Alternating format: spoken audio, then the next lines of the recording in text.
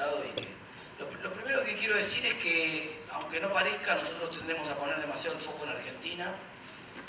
Lo que está pasando en el mundo nos afecta particularmente y es muy importante esto que acaba de ocurrir esta semana, que ahora está relativizado, el acuerdo entre China y los Estados Unidos. Cuando uno mira en los últimos 2 años la enorme volatilidad que han tenido los flujos de capitales como consecuencia de la guerra comercial primero y de monedas la última, desde agosto para acá, cuando uno mira la volatilidad en términos del impacto que tuvo de salida de capitales y de entrada, que se ve en este gráfico, se ve en este gráfico de acá, ahí está, miren, las 3 salidas más grandes de capitales que hubo en el mundo de países emergentes fueron en mayo del año pasado, esta más grande de acá, en octubre del año pasado esta más grande de acá y en agosto de este año esta de acá. Las 3 devaluaciones de Argentina. Quiero decir, hay una historia que tiene que ver con lo que pasó en Argentina, ahora voy a hacer un breve repaso, pero hay un disparador de situación internacional que es que Argentina está muy necesitada de flujos financieros y cuando esos flujos financieros se cortan, el panorama es realmente muy complejo. Este enfriamiento sincronizado, como definió la nueva directora del Fondo Monetario Internacional, del 90% de las economías del mundo, en una de esas el lado positivo es que lo que no nos ayude por el lado comercial nos va a ayudar por el lado de bajas tasas en el mundo y eso para un reperfilamiento como el que necesita Argentina el año que viene puede ser fundamental. Ok, no voy a hablar mucho de commodities de Brasil, me voy a concentrar en el contexto local, en 3 o 4 puntos que quiero hacer bastante importantes. El primero es obviamente que la economía argentina, chocolate por la noticia, está gobernada por lo que le pasa al dólar. Y esto por razones reales y por razones de expectativas, por las dos cosas. Y acá viene pasando una cosa bastante razonable y lógica de entender cuando uno ve el gráfico este. Desde el punto de vista del corto plazo, el gráfico relevante es el del tipo de cambio nominal. Desde el punto de vista del largo plazo, voy a mirar el tipo de cambio real acá. Pero en el tipo de cambio nominal uno ve que hasta, digamos, desde octubre y hasta un mes, hasta el día antes de las elecciones, el tipo de cambio venía estable, oscilando entre 42 y 44 pesos por dólar, era una realidad. Había algo de volatilidad, pero en ese rango de entre 42 y 44 pesos por dólar, y que sistemáticamente el día de la elección saltamos a un equilibrio nuevo acá arriba. Ahora oscila también, últimamente con bastante persistencia, pero oscila en el nuevo rango este que está acá arriba, 15 pesos más arriba.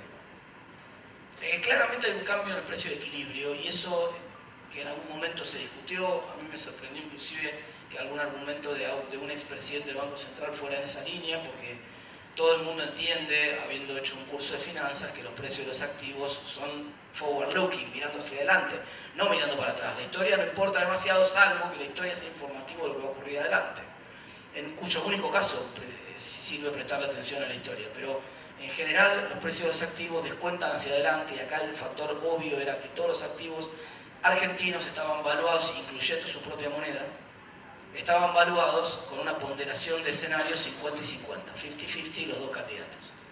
Toda la incertidumbre, lo que podría llamarse el riesgo K, estaba ponderado por 0,5. Y toda la continuidad con eso, que lo que pueda significar eso en términos buenos o malos, estaba ponderado con otra posibilidad 0,5. Y al otro día de las elecciones las probabilidades pasaron a ser 0,99 y 0,1. ¿no? Entonces, digamos, eso centralmente explica el salto de un día del precio de todos los activos, que además está tan claro que fue sistemáticamente marcando cada una de las declaraciones que había hecho el candidato hoy con más chances de ganar. Fíjense que se derrumbó la bolsa el otro día, pero no se derrumbó parejo. Se cayeron los precios de las acciones energéticas y los bancos, principalmente por las declaraciones sobre la LELIQ y por las declaraciones sobre las tarifas. Las acciones de empresas que no tenían mucho que ver y que no eran reguladas cayeron un poco por el contexto, pero no cayeron 70% como el resto de las acciones. Se derrumbaron los bonos porque se había hablado de reperfilamiento y que íbamos a hacer una reestructuración, y se derrumbó la moneda porque el candidato anunció que quería un dólar más alto. La gente, ustedes ya saben, si yo anuncio que voy a aumentar la nafta el viernes, el jueves la gente está haciendo cola para comprar, y esto fue centralmente lo que pasó. Ahora, cuando uno mira el tipo de cambio real, uno dice, el tipo de cambio real de Argentina realmente está muy alto en relación a lo que es la historia reciente. Cuando uno mira, hay que ir a buscar hasta el año 2010 para encontrar un tipo de cambio real tan alto como el que tiene Argentina ahora. El tipo de cambio real argentino está incluso 35% arriba de lo que estaba a la salida del cepo, está casi un 80% arriba de lo que estaba en el 2015, está el doble arriba de lo que estaba en los 90, el doble, el tipo de cambio real más competitivo de lo que estaba en los 90. Entonces, uno dice, mira, pareciera ser que desde el punto de vista del tipo de cambio real, el equilibrio le alcanza a la Argentina. Tanto en perspectiva histórica como mirando el impacto que está teniendo en la cuenta corriente. Está ajustando brutalmente, es verdad, sí, todos los ajustes en Argentina pasa muchas veces esto. Lo que la política fracasa en hacer, lo termina siendo la devaluación. La política no supo reconstruir rentabilidad del sector productivo, la tiene que reconstruir de manera artificial la devaluación. Ya sabemos que esto dura poco, ya sabemos que se pierde con el tiempo. Ya sabemos que lo vemos en la evidencia acá, ya sabemos que el tipo de cambio real no va a quedar acá arriba, el tipo de cambio real. El tipo de cambio real se va a ir acomodando más para abajo, cuando se normalice la situación de la deuda argentina. O sea que tarde o temprano vamos a volver a discutir los temas de las grandes reformas que tiene que hacer la Argentina, sí o sí. Obviamente el riesgo país también voló. Un solo comentario antes de mirar hacia adelante, un solo comentario sobre lo que pasó después de agosto. El mercado de deuda de corto plazo demostró que el gobierno y el mercado en particular se habían equivocado profundamente respecto a lo que iba a pasar en las elecciones. El gobierno de manera irresponsable contrajo demasiada deuda de corto plazo. Esa era una apuesta que no había plan B, no había plan B. Y el mercado no solamente le creyó, sino que le decía, dame más. El mercado 2 semanas antes de las elecciones le decía, te renuevo todos los vencimientos de deuda y dame 34% más, 134% de renovación. Dame toda la deuda de corto plazo. Con el diario del lunes, hoy, si el gobierno hubiera anticipado la posibilidad de un escenario más adverso, podría haber roleado a más largo plazo esa deuda. Iba a aceptar una tasa un poco más alta, sí, pero en los momentos en los cuales tenía mucha sed del mercado de comprar bonos de corto plazo, el plazo era 6 meses, no 3 meses, porque cuando empezaron a caer los vencimientos, el gobierno se dio cuenta, después de las elecciones, se dio cuenta que el siguiente vencimiento solamente se lo renovaron 5% y el siguiente vencimiento no se lo renovó nadie. Nadie quería agarrar un papel que caía en el próximo vencimiento en el vecindario de Alberto Fernández. Pues nadie sabía lo que iba a pasar. Y esto, mirando ahora con el diario del lunes, me van a decir ustedes, es cierto, pero podría haberse previsto y no se hizo. El desplome, cuando uno mira en términos de la decisión de cartera de los agentes, acá hubo 2 riesgos claros de los cuales quiso huir la gente después de las elecciones. El primer riesgo fue el riesgo de la moneda, entonces los depósitos en plazo fijo tuvieron una caída espectacular en términos nominales. Que un depósito en plazo fijo caiga como cayó esto en una economía que tiene un 55% de inflación interanual es una tragedia, quiere decir que la caída en términos reales es brutal. Hubo una primera huida de la moneda, dame dólares, pero después además hubo una huida del sistema bancario, la gente que tenía los dólares decía dámelos, y se fueron 11.500 millones de dólares de la FASO. Está bien, ahora como ven en el gráfico ese parece haberse frenado, cepo mediante parece haberse frenado esa huida. Y me voy a concentrar en el final, 2 datos, porque esta es la brecha entre el tipo de cambio mayorista y el contado con liquidación. Acá se abre una pregunta, esto lo voy a pasar, de economía real. Quiero hacer un punto, sin embargo, de la economía real, si me permite, avísenme cuando me estoy pasando de tiempo, en mis 20 minutos. Quiero hacer tengo que hacer un curso primero de cómo manejar esto, y después, cuando termine el curso de cómo manejar esto, este es el punto que quería hacer. Esta es una crisis que tiene una particularidad, que tiene impacto en las elecciones, esta particularidad. Argentina flotó demasiado en esta crisis. Y entonces el tipo de cambio real se llevó toda la marca de la crisis. Todo el ajuste fue por precios. Casi todo el ajuste fue por precios. La caída del empleo es marginal. Hay sí una destrucción de empleo privado registrado, esa que ven ahí, 2,4%. Nada para la magnitud de la crisis. En una crisis de la mitad de este tenor, cuando se nos cerró el financiamiento del año 95, por tener tipo de cambio fijo tuvimos 18% de desempleo. Pero el resto, al que no le tocaba el desempleo, mantenía su salario real. Esta crisis fue mucho más democráticamente distribuida, entre muchas comillas lo de democráticamente distribuida, porque los salarios reales en el sector formal cayeron 8%, el sector informal más todavía. Es decir, a todo el mundo, el denominador común nos alcanza la plata menos que el año pasado. A todos.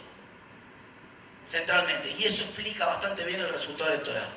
Esta es una crisis que el gobierno eligió por el régimen cambiario que tenía, que ajustara por precio y no por cantidad. El nivel de empleo es razonable, hay una tasa de empleo incluso más alta de la que había en el 2015 en Argentina, pero los salarios reales están destrozados. Un punto que quiero hacer hacia adelante entonces, que tiene que ver con eso que les mostraba recién sobre las expectativas, si me permiten, tiene que ver con este punto de acá. Y de todo, como han visto a la pasada, guardo mercadería para las preguntas.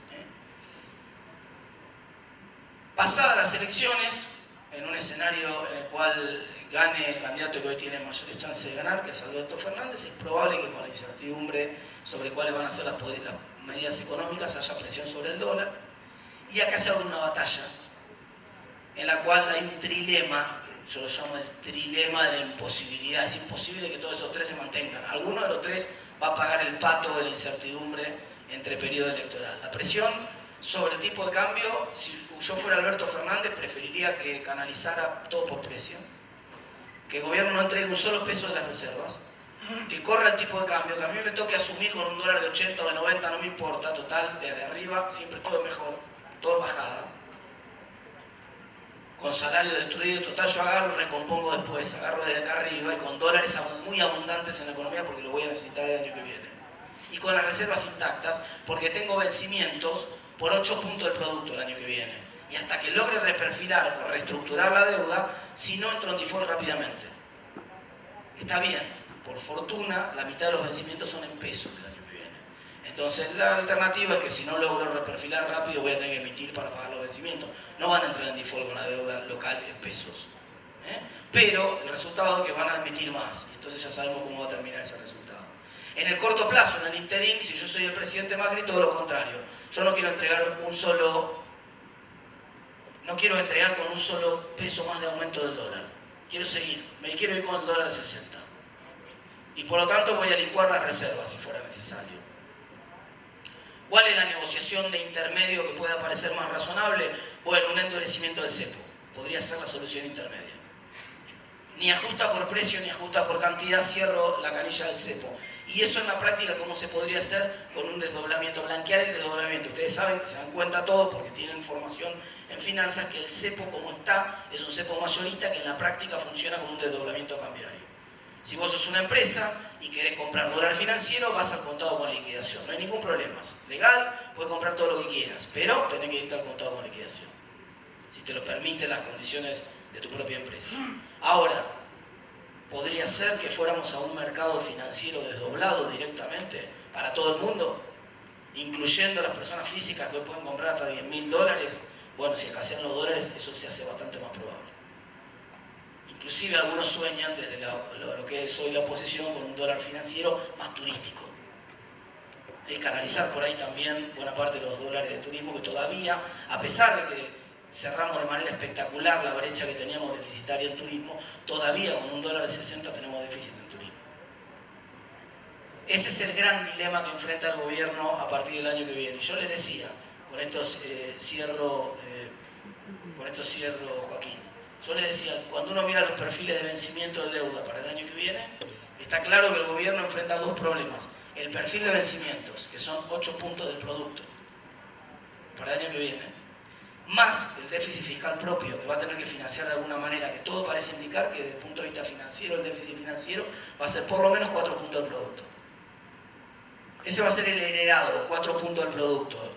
Y si la política es muy expansionista desde el punto de vista fiscal, va a ser más todavía el año que viene. Piso 4% del producto. Con lo cual hay una sola salida.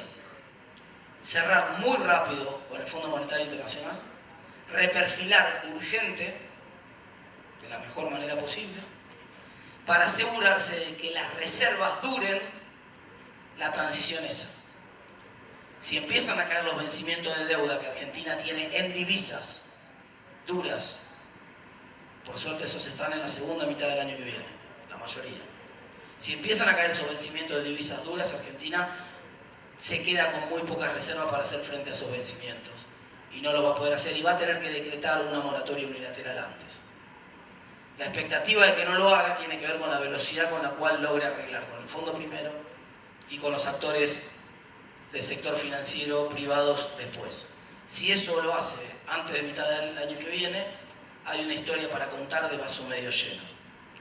Si eso no lo hace, no logra un acuerdo rápido con el fondo y no logra un acuerdo rápido con privados, vamos probablemente a una moratoria unilateral de los vencimientos en dólares, vamos a emitir pesos para financiar vencimientos de los que vencen en pesos. Y todos saben cuáles son las consecuencias de ambas cosas que acabo de mencionar. Gracias.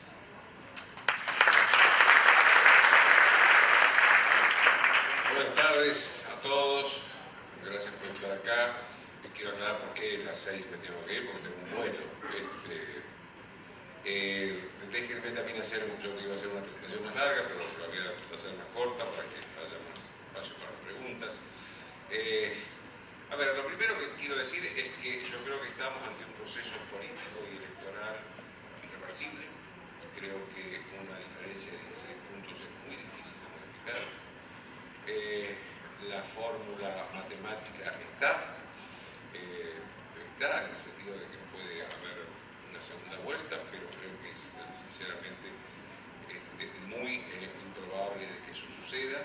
La fórmula consiste en que Alberto baje 5 puntos, que es lo más difícil, y que Macri sume 3 más de lo que sacó, cosa de quedar 44 a 35.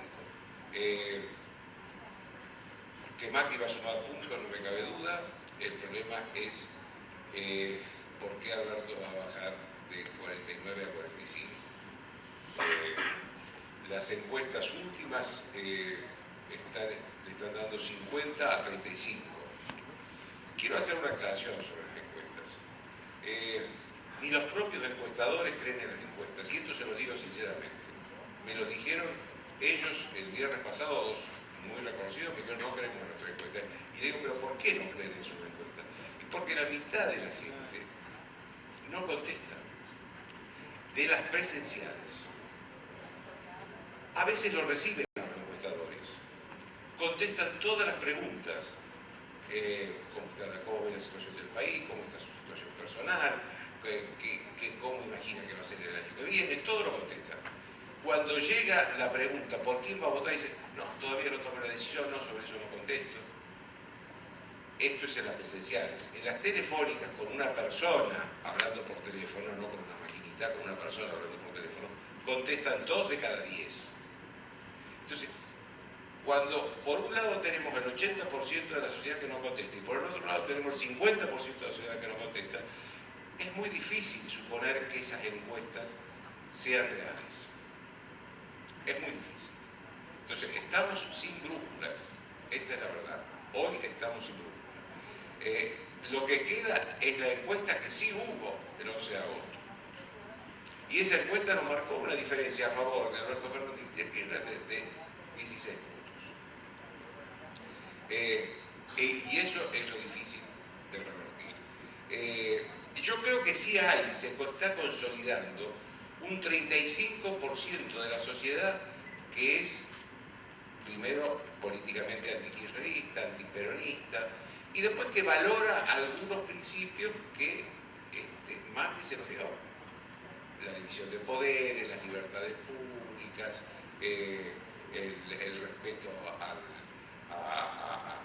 que no piensa lo mismo, el trato a los gobernadores, el federalismo, todas esas cosas. Me parece que sí hay un 35% de la sociedad que está demostrando que está muy abroquelada, digamos, y que ha tomado un liderazgo que es el de Macri. Y esto se lo ve en estas giras que está haciendo Macri por todo el país, con manifestaciones realmente importantes al lado de él, y que lo convierte a él, por supuesto, para que está trabajando para su reelección. El único que no tiene derecho al pesimismo es el presidente. Pero también está trabajando para el día después por si pierde la elección. No se puede, ningún país puede ignorar un 35% de la sociedad que piensa de una manera y que tiene un líder. Y mucho menos puede ignorar a ese líder. Es decir, que Macri no solo está trabajando para su reelección, sino también para ser el jefe de la oposición posteriormente. Yo creo, ante esta conclusión, que hay que acostumbrarse a la idea de que Alberto Fernández va a ser el próximo presidente del país. Y creo que hay que ver qué es lo que va a hacer él, creo que hay que ver el futuro más que nada. Digamos, él es más ortodoxo en economía de lo que parece, más clásico en política de lo que parece. Obviamente que yo lo conozco, fue 5 años jefe de gabinete, si no lo conociera no estaría sentado acá, porque sería un profesional. Y fue el hombre que hay que reconocerle que cambió el ecosistema de la política argentina que se venía manifestando desde el 2013. 2013, cuando Massa rompe el peronismo, esa división del peronismo condena al peronismo a la derrota 2013, 2015, 2017. El que rompe el ecosistema es Alberto Fernández cuando crea un principio político y electoral que dice sin Cristina no podemos y con Cristina no es suficiente. Por lo tanto nos tenemos que juntar todos. Y obviamente no lo podía hacer eso Cristina porque se había peleado por medio mundo. Lo único que podía hacer era alguien como Alberto Fernández, que si alguna experiencia tiene, es la experiencia precisamente de juntar los aparatos políticos. Y eso se ve en la campaña. Fíjense cómo Macri fue más dúctil para salir de esa pésima campaña que hizo antes con redes sociales y meterse, porque es una campaña en todo el mundo, el líder en contacto con la gente. Yo he estado en campaña electoral en Estados Unidos, en España, en Francia, bueno, hay más, tampoco recorrido el mundo. Pero en eso, y los líderes en campañas electorales tienen contacto directo con su gente, con la gente, no huyen, no se escudan en las redes sociales solamente, ni siquiera en la televisión. El contacto del líder personal con la gente es muy importante en todos los países del mundo, aún en los más avanzados en materia tecnológica. Recién ahora Macri ha descubierto eso y lo está haciendo. Y uno ve los actos de Alberto y son actos, digamos, que va a ser ahora, por ejemplo, mañana en La Pampa, es un acto de aparato partidario, que eso es lo que él sabe manejar, todos los gobernadores, todos los dirigentes sindicales. Yo creo que esta también, la unificación del peronismo, fue la primera decisión electoral de Cristina Kirchner que fue buena. La primera en su vida, porque no nos olvidemos de Arminio Fernández, de Zanini. Esta fue una decisión que fue, la verdad que fue una decisión perfecta, la idea de Alberto Fernández y la aceptación de ella, y de tomó la decisión que le sugería Alberto Fernández. Ante esta situación, lo que tenemos que preguntarnos es, primero, cómo van a ser ellos. Yo lo que creo es que Cristina Kirchner, a quien todos los mercados ven, obviamente, como ven su pasado para proyectar al futuro, porque Alberto Fernández de definiciones económicas no tiene muchas, salvo la crítica a Macri. Pero yo creo que ella no se va a meter mucho en la economía en los primeros tiempos, porque los primeros tiempos, como decía Martín, van a ser duros, van a ser difíciles. Lo va a dejar a él que haga las cosas.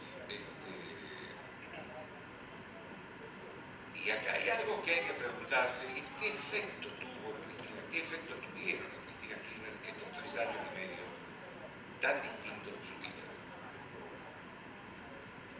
Ninguna persona pasa lo que ella pasó, viniendo de donde ella viene, durante todos estos años, sin tener algún efecto en su personalidad, salvo que sea de aluminio, que no lo es.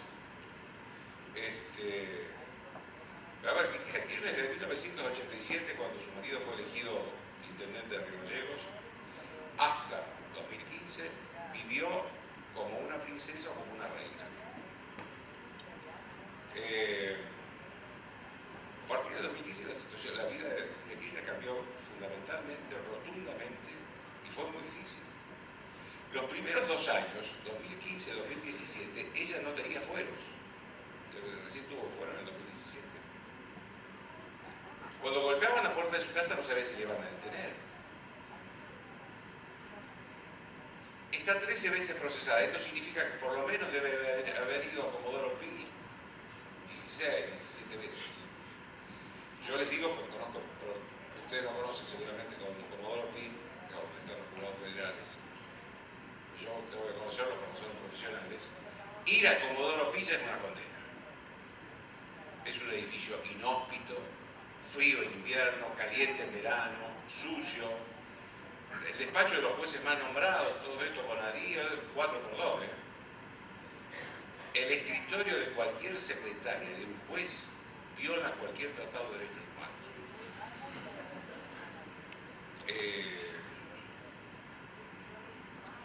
Fue 5 o 6 veces allanada en todas sus casas. Se metieron en el placar en sus ropas íntimas, obviamente, el allanamiento tiene que organizar todo. Su hija todavía, hoy si estuviera en Buenos Aires, puede ser detenida en cualquier esquina de Buenos Aires, por eso no está acá, si bien también está enferma. Y hay un dato que se menciona poco y que fue muy traumático para Cristina Kirchner, muy traumático. En 2017, ella perdió en la provincia de Buenos Aires, donde es su distrito, no es Santa Cruz el distrito de ella es la provincia de Buenos Aires, porque ahí es la jefa política. Perdió con una fórmula de Esteban Bullrich y Gladys González, que todavía los bonaerenses están preguntando quiénes son.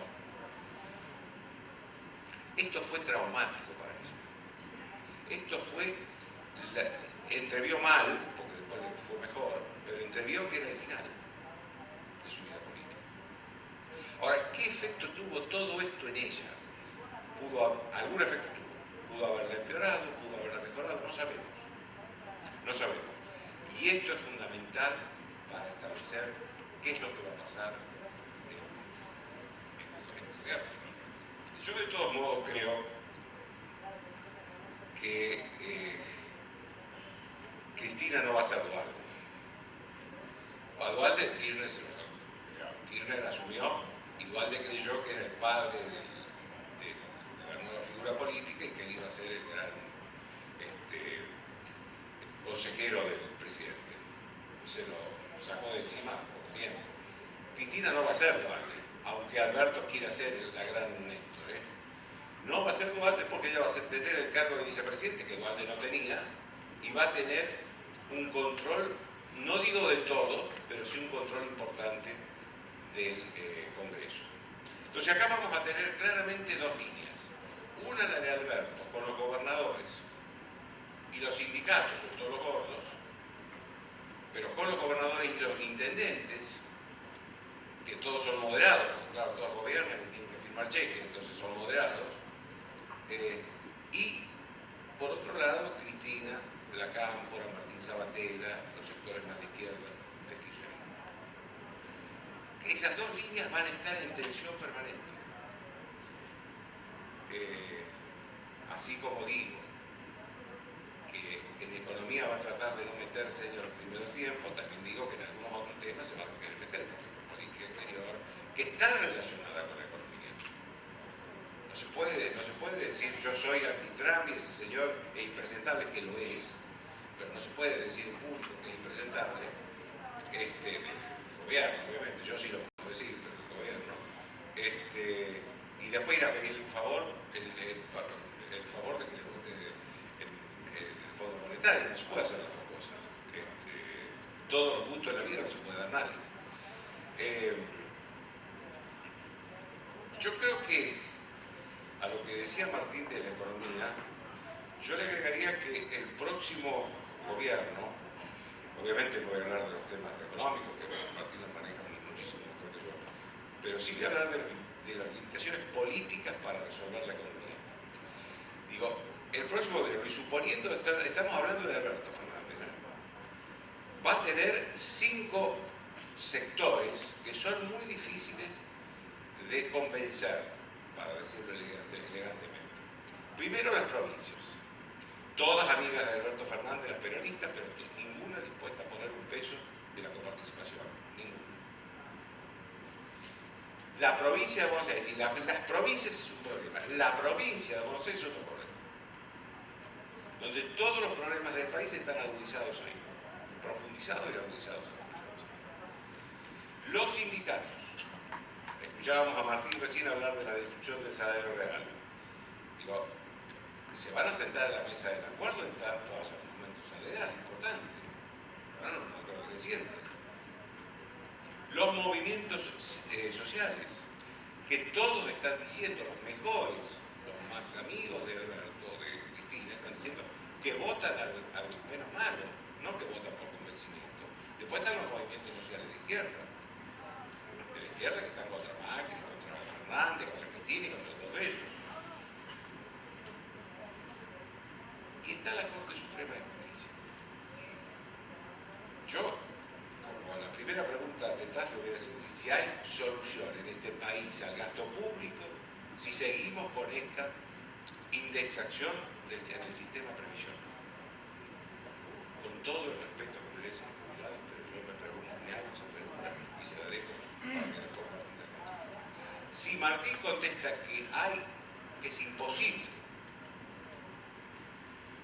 controlar el gasto público sin hacer modificaciones sustanciales en la indexación previsional, entonces digo, acá tenemos un problema con la Corte Suprema de Justicia. Que la mayoría peronista no quiere más, todo esto es posible, pero la mayoría, esa peronista o no peronista, no sentencia en contra de los jubilados desde Cristina Kirchner. Y van a declarar inconstitucional porque hay derechos adquiridos. Entonces, cada uno de estos sectores es un sector muy complicado. Muy complicado. Entonces, como conclusión le digo, hay, digamos, lo más probable es que Alberto Fernández sea candidato a presidente, lo más probable es que Macri sea el jefe de la oposición, de una oposición importante, y que cualquier presidente se va a encontrar con serios problemas, con un país que no va a ser el del 2015, no va a ser del 2003, con un país que ha agotado recursos como el del Fondo Monetario, el crédito interno. Fíjense ustedes que Macri reabrió la presencia de la Argentina en los mercados internacionales financieros y hoy está reestructurando la deuda. Si Macri reestructura la deuda en un país que hace menos de 20 años declaró el default más importante de la historia, yo creo que por mucho tiempo vamos a estar fuera de los mercados. Creo que por mucho tiempo vamos a estar fuera de los mercados. Y creo que la única política razonable de cualquier gobierno próximo, sea Macri o sea Fernández, es hablar de cuánto va a ser el superávit, no de cuánto va a ser el déficit. Porque si no, no hay manera de salir de este problema con la deuda. Entonces, estas son para mí las conclusiones básicas, digamos, de un país que estaba complicado, que se complicó más después del 11 de agosto, que creó un sistema electoral malo, pésimo, como es este de la PASO, donde nadie compite con nadie y se hace una encuesta que parece una elección y que ya todos lo dan por terminada la cuestión. A todo esto se le agrega un conflicto económico muy profundo. Acá termino y quedo a disposición de las preguntas que ustedes quieran hacer. Digamos, el gasto en jubilaciones, ustedes saben, es la mitad del gasto público. Así que la preocupación es razonable de Joaquín, ¿no? Alguno de los vagones, de los dos grandes vagones esos, va a tener que desenganchar. ¿Qué le queda para desenganchar del otro vagón, del vagón que no está indexado? Y le queda para desenganchar todos los subsidios económicos. Todavía hay 330.000 millones de pesos de subsidio económico. Algo de eso, de lo que es tarifa social, probablemente no se pueda tocar, pero 2/3 partes de esos subsidios económicos ciertamente se pueden reducir. Claro, eso quiere decir que no se puede congelar tarifas al mismo tiempo.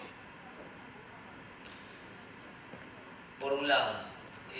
Por el otro lado, hasta ahora vienen pagando bastante el pato los empleados públicos, sobre todo de Nación, que vienen teniendo una caída de salario real fenomenal. La verdad que si alguno de ustedes es empleado público de Nación, le agradezco el hombro que puso, porque son los que pusieron el hombro hasta ahora.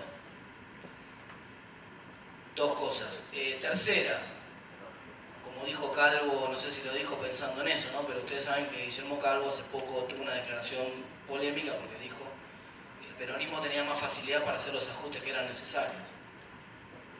Hay que ver si tiene la voluntad de hacerlos, si realmente cree que hay que hacerlos. Estoy de acuerdo con él que tiene más facilidad. Por ejemplo, yo sé que la Corte Suprema no votaría de una manera en un escenario republicano, pero cuando empiecen a volar los carpetazos de un gobierno peronista, no sé cómo va a votar, porque me acuerdo cómo lo hizo en el 2002, con la especificación asimétrica de la deuda, y es un espanto atómico, y sin embargo lo votó. Así que, quiero decir, eventualmente parece que cuando hay algún tipo de carpeta voladora, por ahí votan otra cosa. Dicho sea eso, eventualmente en el largo plazo Argentina tiene que, en el largo no, en el corto, pero bueno, más allá de la coyuntura esta, tiene que resolver el tema de su sistema previsional, por supuesto. Pero la Corte Suprema de esta no es la del 2002. No. Y esta la enfrentó a Cristina Kirchner con el tema de las jubilaciones. Yo creo que esta Corte en el tema de jubilaciones y en todos los temas que sean derechos adquiridos no pasan, y cualquier cosa puede ser considerada derecho adquirido. Sí, pero el derecho adquirido, ahora por ejemplo va a haber una sentencia de la Corte en contra del gobierno respecto de la reforma que hizo en el 2017. Concretamente todo parece indicar, por la información que tengo yo, por ahí Joaquín tiene otra información, que la Corte lo que va a decir es, está ok la reforma, lo único devuélvanle el trimestre que le afanaron a los jubilados. Porque ese sí es un derecho adquirido. Pero la Corte va a decir que el cambio de la fórmula hacia adelante no es un derecho. O sea, lo que va a decir, para ponerlo en otras palabras, la Corte es, la fórmula era un derecho adquirido hasta que se sancionó la ley. Desde la sanción de la ley en adelante, que aplicó una nueva fórmula, la nueva fórmula no tiene por qué respetar lo que respetaba la anterior. Lo que sí le va a decir la Corte, como decía yo recién, al gobierno es, en el trimestre de septiembre-diciembre, que ustedes hicieron correr la nueva fórmula cuando la ley era de diciembre, devuelvanle la guita a los jubilados del trimestre ese. Seguramente va a ser eso. Entonces, hacia adelante la Corte no toca ningún derecho adquirido que yo cambie la fórmula hacia adelante eventualmente. Sí, eso es una ley. La Corte también respeta las leyes del Congreso, salvo que sean abiertamente inconstitucionales. Pero de todos modos, en una reforma drástica del sistema de indexación, yo creo que la Corte va a declarar la inconstitucionalidad porque viola los derechos adquiridos. Pero bueno, no hablemos entre nosotros, que pregunte la gente que quiera preguntar. Levante la mano el que quiera preguntar y diga quién quiere preguntar. Allá hay uno.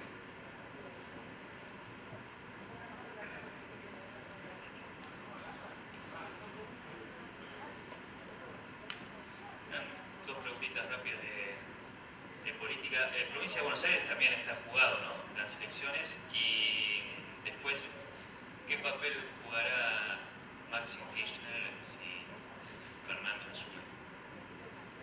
A ver, la primera, la provincia de Buenos Aires es más complicado, porque la provincia de Buenos Aires fue una diferencia de 20 puntos y ahí está el conurbano. Y cuando digo el conurbano, porque Macri está mejorando según las encuestas que hacen los gobernadores, que ahí posiblemente esté en mejores condiciones que la que se hace en el nacional. Inclusive gobernadores peronistas dicen que Macri está mejorando en provincia, pero en el resto de la provincia. Pero hay un lugar donde no se mueve nada, que es el conurbano. Y tan no se mueve nada que los propios intendentes de Cambiemos, y esto es una novedad sorprendente en política, están a viva voz pidiendo que corten la boleta, que la saquen a Macri y a María Eugenia Vidal, lo voten a ellos y después voten a quien quieran para gobernador y presidente. Cosa que se lo hicieron a Kirchner en el 2009. Los intendentes peronistas, pero lo hicieron, por supuesto, detrás de las cortinas, no como esto que lo hacen a la luz del día. Digo, es muy difícil ahí, si no se mueve el conurbano, modificar podrá ganar algo María Eugenia, pero superar 20 puntos es muy difícil, sobre todo porque no se ve ningún movimiento raro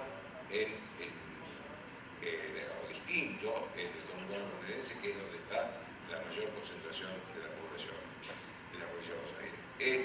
En cuanto a Máximo Kirchner, Alberto lo conoce desde hace muchísimo tiempo, que era niño. Creo que tiene una buena relación, según la versión que cuenta Alberto, es que Máximo es una versión más moderada que su madre, que entiende mejor las cosas, tal vez porque bueno, es más joven, tiene menos odio, menos rencores. Yo no me lo imagino enfrentándose de entrada con Máximo Kirchner, y que lo veo más bien a Máximo Kirchner como un elemento de arbitraje o de mediación entre la madre y Alberto si hay algún problema. Por supuesto, también es cierto que Máximo Kirchner hoy por hoy no es un personaje político propio, sino que depende de la voluntad de su madre y del apellido de su madre y de su padre.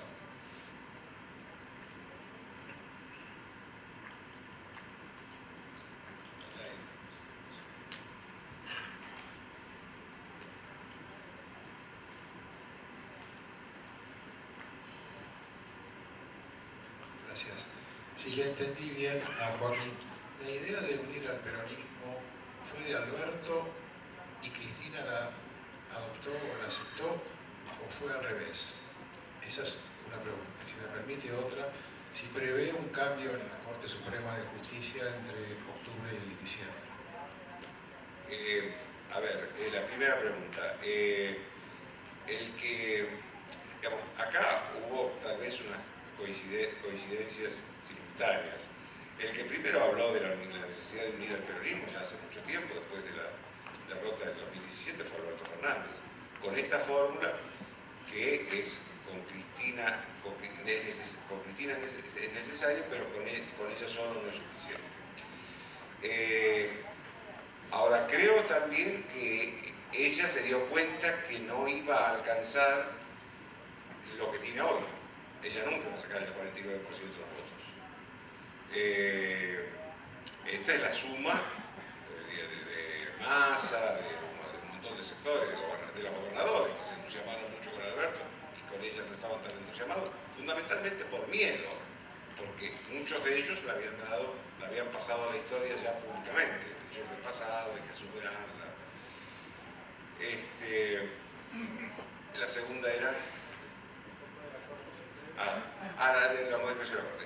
Ahí hay una sola persona que está, de los 5 miembros que hay actualmente, que está de más en la Corte, porque ya cumplió la edad, que es Elena Jaito de Nodal. Cumplió la edad, el gobierno no apeló, la propia Corte, sus propios colegas de la Corte dijeron que los 75 años se tienen que ir, se vino por otro lado, como si no tuviera 77. Es la única persona que, digamos, ahora todos los otros están dentro de la edad que tienen que estar. Hay uno que está cuestionado moralmente solamente, que es Ricardo Lorenzetti, cuestionado por los juicios políticos de Anita Carrión. Los otros, Maqueda, Rosati y Rosenfeld, no.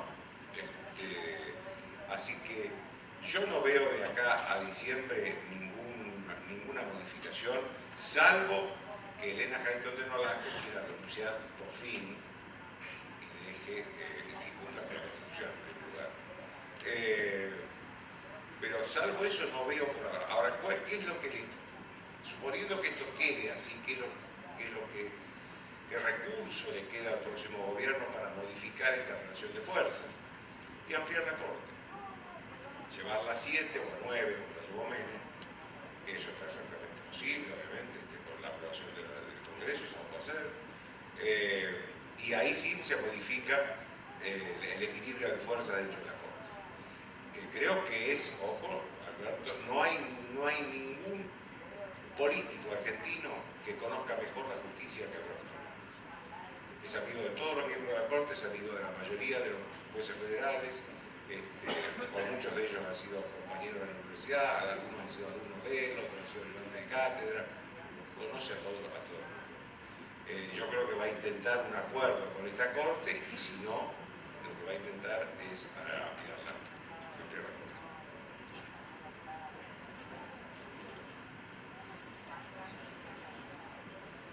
Para Martín, ante pareciera ser la inexorable el triunfo de las elecciones de Alberto Fernández, ¿qué contexto económico te imaginas para el 2020?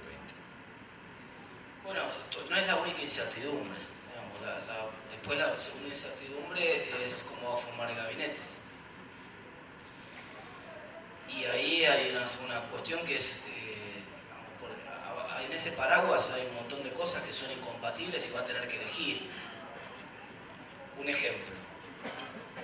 Gioja quiere hacer un queso gruyero de la cordillera y Pino Solana cree que no tiene que haber minería. Una de las dos cosas no van. Y lo mismo pasa con Vaca Muerta. Yo creo que ahí la apuesta de Alberto es a poner en valor, que es lo mismo que está diciendo este gobierno. Este gobierno y Alberto, el equipo económico de Alberto, dicen, o la gente que está trabajando con él, dicen, nosotros no tenemos un problema de solvencia, sino de liquidez.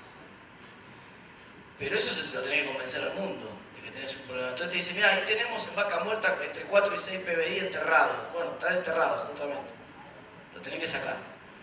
Si vos tenés la habilidad de construir una arquitectura institucional que permita aislar todas las inversiones en Vaca Muerta y construir un instrumento financiero que, por ejemplo, atado a las regalías o con alguna lógica permita linkear, permita adelantar esa riqueza que tenés ahí para cumplir con tus compromisos ahora, y eso va en el marco o simultáneamente con una renegociación rápida con el fondo, como te decía, y una renegociación rápida con acreedores privados, hay un escenario más o menos razonable para el año que viene. Un primer semestre muy difícil, pero cuando se termine de acordar con privados, un escenario bastante más favorable.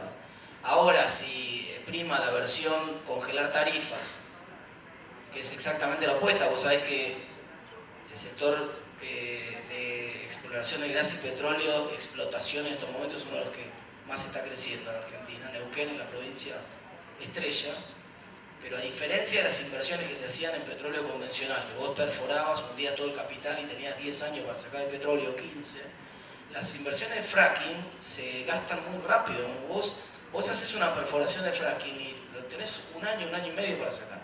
Si no se renueva, ahí la gracia de ese tipo de inversiones es que se renueven permanentemente las inversiones y vos estés perforando permanentemente.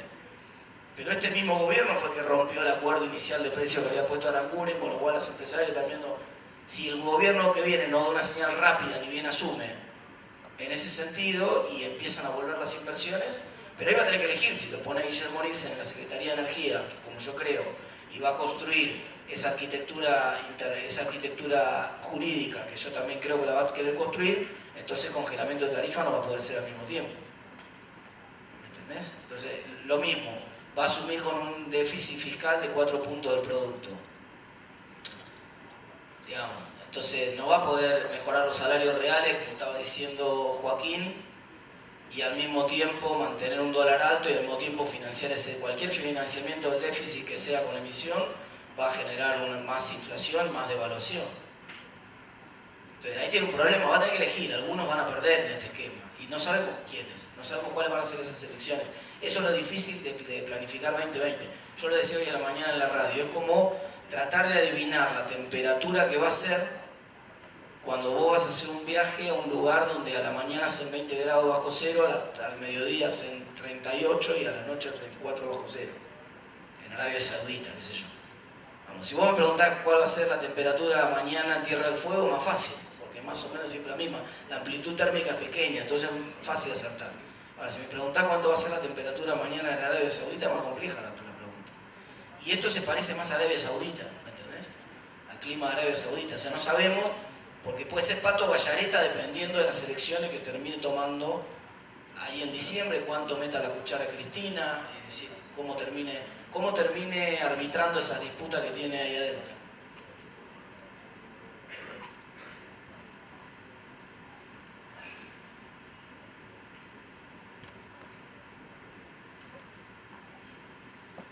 Interesante el planteo de Morales Solá sobre que Macri se está postulando en realidad a líder de la oposición y por eso está haciendo tantos actos. Es interesante la mirada y la consulta viene también por el lado político a raíz de la duda en torno al líder de qué oposición, ¿no? Va a quedar como un representante de un partido circunscripto a la ciudad de Buenos Aires, en donde tiene aliados mucho más exitosos, ¿no? Mirando no solamente a Rodríguez Larreta, sino también a Cornejo, Suárez o Gerardo Morales. Si no se abre allí la posibilidad de una disolución u otro tipo de cosa que le pueda suceder al actual Cambiemos, o si se consolida con el liderazgo de un Macri que ahora está movilizando gente para hacerse fuerte de alguna manera. A ver, le contesto y es la última pregunta de contexto, porque si no la vida me va a dejar en Rosario. A ver, yo creo que obviamente el Macri está construyendo, tal como dije, el liderazgo de la oposición también. Obviamente él también trabaja para la reelección, pero si no es posible, el día siguiente quiere ser el líder de la oposición. Y yo no creo en la disolución de Cambiemos. Que es difícil la convivencia, va a ser difícil, pero a ver, ¿quiénes son los que integran Cambiemos? El radicalismo, que ellos mismos reconocen que para existir tienen que estar dentro de una coalición porque tienen gastada la marca. Unión Cívica Radical está gastada por finales de la Cuba, no tiene liderazgos. El PRO sabe que su tamaño es pequeño, pero sabe también que puede aportar líderes, porque como usted bien decía, no solo es Macri, es un partido chico con grandes líderes. Está Macri, está Rodríguez Larreta, está María Eugenia Vidal. Al revés del radicalismo, que es un gran partido, el partido mejor organizado del país. Hay un comité radical desde la Quiaca hasta Tierra del Fuego, pero no tiene líderes. Y la coalición cívica, Carrió, lo único que le va a interesar en ese momento es mantener la coalición para oponerse a ese gobierno del cual Lita Carrió va a ser la primera opositora al día siguiente. Lo cual yo creo que va a existir Cambiemos. Va a existir por todo esto que está haciendo Macri, porque no hay en Cambiemos un dirigente que pueda convocar a esas multitudes que convoca Macri. No lo puede hacer María Eugenia Vidal, no lo puede hacer Rodríguez Larreta, no lo puede hacer Cornejo, no lo puede hacer Lilita Carrió. O sea, digo, el liderazgo natural de eso es Macri. Y creo que va a costar mantener, porque las posiciones van a ser distintas, porque algunas cosas del gobierno de Alberto Fernández van a tener más simpatía en el radicalismo que en el resto de los partidos de Cambiemos, esto es cierto, entonces va a costar. Pero bueno, ese va a ser el trabajo de Macri, preservar eso, haciendo concesiones por momento. Si no es imposible, va a ser imposible mantenerlo. Pero yo creo que Cambiemos va a existir y creo que después de esta gira de diferentes ciudades que ha hecho Macri, que está haciendo Macri, va a tener un liderazgo, el liderazgo va a ser de Macri, porque lo que ha demostrado es que el que convoca es él, no hay otra persona que pueda cumplir ese papel. Muchas gracias y buenas tardes a todos. Si está disponible y el público quiere hacer alguna pregunta, el micrófono está abierto. Tenemos la asistente. Cuando Alberto habla de no pagar las LELIQs para financiar parte de todo lo que promete, ¿cómo creen que hay que leer eso teniendo en cuenta que las LELIQ, primero, está hablando de plata del Banco Central, no del Tesoro, y en segundo lugar está hablando de los depósitos de los ahorristas y está hablando de la sustentabilidad del sistema bancario? Sí, creo que hay que leerlo como una brillante jugada de marketing. Es decir, yo siempre digo que hay que ofrecer una representación mental fácil de los beneficios y una representación mental difícil de los costos. Y vos tenés la batalla ganada. La representación mental fácil es: voy a aumentar 20% los jubilados. No, todo el mundo no entiende eso. Ya está, la promesa esa ya es lo suficientemente fuerte.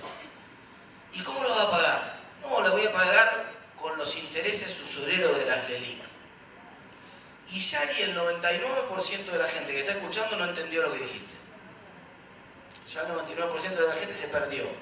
Ya está, va a aumentar 20%. ¿Pero qué te quedó de todo eso? Salvo que vos seas un experto en finanzas y sepas lo que es una LELIQ, lo que te quedó de todo eso es que va a aumentar 20% las jubilaciones. Y licuó la forma en que lo va a pagar en el imaginario popular. La gente ya no entiende de dónde lo va a pagar. Si vos hicieras una encuesta de dónde lo va a pagar, te saldría que la gente no tiene la menor idea. Eso por supuesto no va a ocurrir, ninguna de las dos cosas. No va a ocurrir ni que va a aumentar 20% de las jubilaciones, ni que lo va a pagar con los intereses de la LELIQ.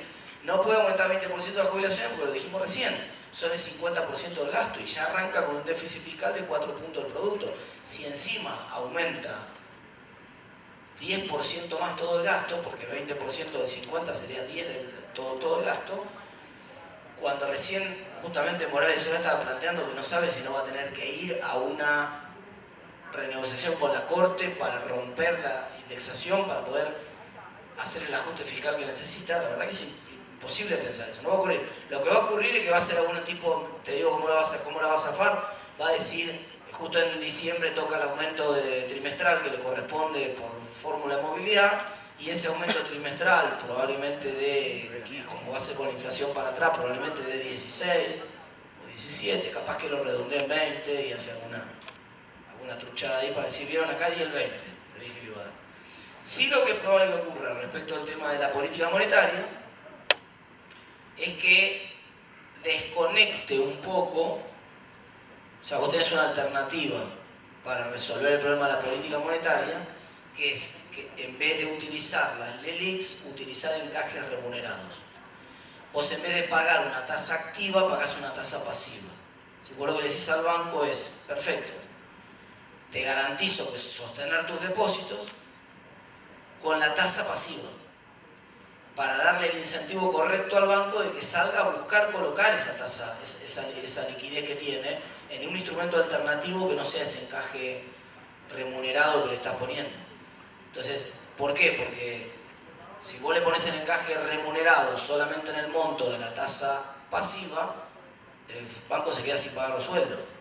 Entonces, ahí lo que podés hacer es gradualmente subirle, desarmarle LELIQ y pasar a encaje remunerado, y de esa manera ir dándole el incentivo a que el banco de a poco vaya recuperando su colocación de crédito.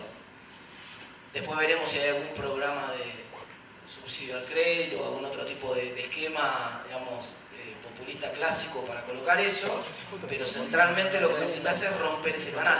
Eso te puede hacer bajar un poco las tasas. Ahora estás pagando una LELIQ de 68 y tenés una tasa pasiva a plazo fijo, dependiendo del banco, entre 55 y 60. Tampoco tenés tanto colchón, pero algo puedes reducir con eso, digamos. Y después la única posibilidad de bajar tasas en el mediano plazo es bajar la inflación. Lamentablemente no hay otra. Y no parece que vaya justamente vamos a un escenario donde vaya a bajar mucho la inflación. Sí, va a bajar ahora, en octubre estamos hablando de cerca del 4% de inflación para octubre, del salto, se acaba de anunciar el 5,9 hace un rato, de septiembre. Bueno, 4,2, 4,3 probablemente sea octubre. Noviembre, si está todo tranquilo y no revienta el dólar en el camino y optan por la que creo yo que va a optar el presidente, también va a continuar bajando un poco, pero después, a medida que empiece el cambio de gobierno, mucho se va a tratar de adelantar. Diciembre va a ser un mes complejo. Sí, vos recién planteabas la idea de remunerar los encajes. Eso no terminaría generando una emisión monetaria que terminaría siendo inflación. O sea, sería básicamente lo mismo que pagar las LELIQ, pero a una tasa menor. Claro, bueno, sí, el problema de la política, como sé que el problema central de las LELIQs, vamos, es el problema que vos lo que estás haciendo es metiendo bajo la alfombra un montón de inflación, con la esperanza de poder pagarla en cuotas, centralmente. O de que en el mejor de los casos el crecimiento de la demanda de dinero te licúe esa LELIQ. Ese es el mejor escenario. Una remonetización de la economía, que vos recuperes la economía, se reactive la economía, se remonetice, grabando el nivel de monetización de la economía hoy está entre lo más bajo de la historia, está entre 6 y 8 puntos del producto, es bajísimo.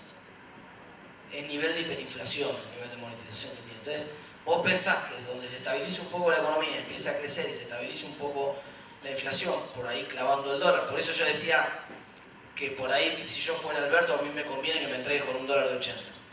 Porque desde un dólar de 80 para mí es mucho más fácil clavar el dólar. ¿Entendés? Y si yo clavo el dólar, freno un poco la inflación. Y si freno un poco la inflación y logro reactivar un poco, sobre todo a partir del segundo semestre, cuando destrabe la cuestión financiera de la que hablé, en una de esas se remonetiza la economía. Y si se remonetiza la economía, las LELIC no son un problema, las voy sacando y no tengo problema porque tengo crecimiento de la demanda de dinero, esa remonetización me permite sacar las LELIC sin costo y sin cuotas. En el terreno intermedio, donde yo sigo creciendo poco con alta inflación, la tengo que ir administrando en cuotas, entonces voy a ir sacando esas LELIC y aceptando 5 puntos de inflación más todos los años. Y en el terreno que termina cuando tenés más esta inflación en Argentina, ya lo conocemos, es en otra devaluación. O sea que si persiste esta inflación en Argentina y no hay posibilidad de remonetizar rápidamente quiere decir en el próximo año, digamos, vamos a otra devaluación que termine licuando las LELIC. Esa es acá siempre vuelvo al punto que hice más temprano, y que tiene que ver con lo que lamentablemente recién la salida que pensaba recién acá Joaquín. Nadie le quiere poner el cascabel al gato, pero evidentemente, entonces vos qué haces? Y licuás los pasivos monetarios del Banco Central con una devaluación. Ese es un clásico en Argentina. Cuando Joaquín dice que la Corte Suprema cambie la fórmula de movilidad o saque la indexación, la única razón por la cual yo sospecho que alguien quiere sacar la indexación es porque lo van a cagar a los jubilados. Vamos, lo en castellano el tema. Entonces, si alguien está pidiendo sacar la indexación es porque está convencido de que la única forma de bajar el gasto público en Argentina es licuándolo a la 2002. Digamos. Bueno, puede ser. Es una posibilidad si las cosas se hacen mal. Pero te insisto, la política monetaria se hace así en todo el mundo. Cuando vos tenés un país, en las 35 países que bajaron la inflación de la década del 80 para acá, en todos los casos tuvieron pasivos remunerados del Banco Central que crecían. Esta situación, con otro nombre, con lo que sea, LEVAC, LELIC o como quieran llamarlo, pero este problema lo tenían hasta que se empezaban a remonetizar las economías. Esto funciona así en todo el mundo. Y la excepción, que es el único país que no lo bajó, que es Argentina, ya vimos lo que pasó el año pasado. No se remonetizó lo suficientemente rápido, mega devaluación, y las LEVAC la licuaron. Las LEVAC que eran, para que vos te des una idea, en términos reales, en términos dólares eran 40.000 millones de dólares, hoy son 20.000 millones. La LELIC, ¿no? Cambiaron de nombre. Quiero decir, licuaron a la mitad. Como un porcentaje de la base monetaria un poco menos, pero también la bajaron bastante. Entonces, eso es lo que siempre termina pasando en Argentina. No necesariamente menos inflación hoy con política monetaria contractiva es más inflación mañana. Todos conocemos ese famoso paper, pero eso ocurre en un escenario donde no hay remonetización. Y yo creo que va a ocurrir una de las dos cosas, o más remonetización o menos remonetización y devaluación.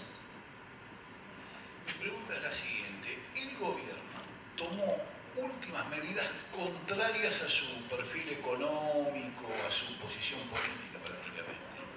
Yo creo que por la crisis. Hay una medida que es liquidar las exportaciones con 5 días, que es totalmente diferente a lo que venía haciendo antes. Acá, en Rosario, vamos a ponerle, yo no voy a decir el término jurídico, entró en insolvencia una distribuidora solidaria de Isabel de. Sí. ¿No es la punta de un iceberg eso o es un caso particular especial? Mira, no voy a opinar de la corredora esta porque no conozco el caso en profundidad, no voy a hacer una opinión sobre el caso. Pero, digamos, una cosa es cuando vos no tenés cepo, no tiene sentido esa regulación. Porque en un escenario donde no hay cepo, si vos me obligás a mí a liquidar hoy, yo compro los dólares mañana de vuelta. Yo creo que se cometieron muchas desprolijidades, buena parte de las cuales pueden haber ocasionado estos problemas, tanto con esa empresa que vos mencionás como con tantas otras empresas argentinas que me consta que lo ocasionaron. Vamos, el famoso reperfilamiento que hizo el gobierno de la letra a corto plazo fue un espanto atómico. Y que lo hizo como última instancia con la esperanza de no caer en el cepo que cayó 3 días después.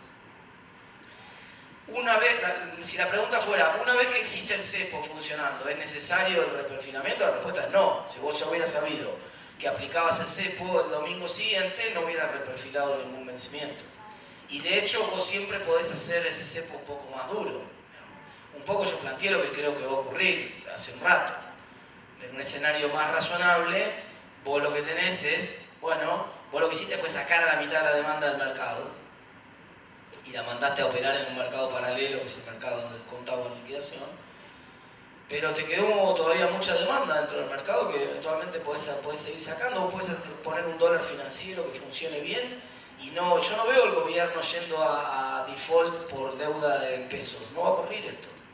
No va a ocurrir un default de deuda en pesos. Eso fue una urgencia hasta que se ponía el cepo. Con cepo puesto no tiene sentido no pagar una deuda en pesos.